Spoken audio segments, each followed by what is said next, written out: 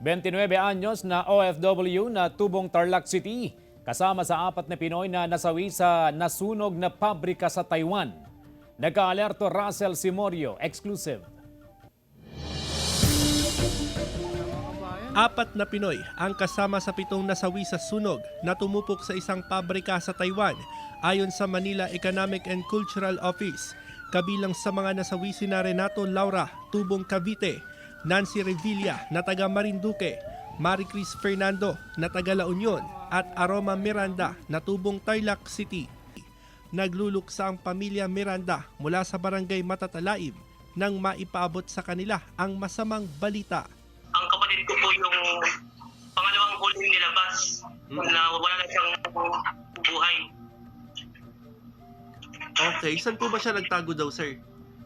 Saang Sa ano po sir? Sa cold storage po ata yun sir eh. Cold storage. Cold storage po ng ng 4th floor po.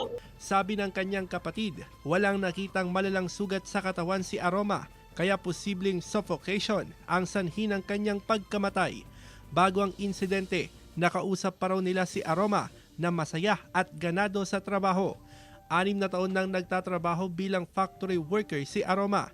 Nananawagan ng tulong sa gobyerno ang pamilya Miranda para maiuwi ng mabilis sa Pilipinas ang labi ng nasawing kaanak. Mahirap po.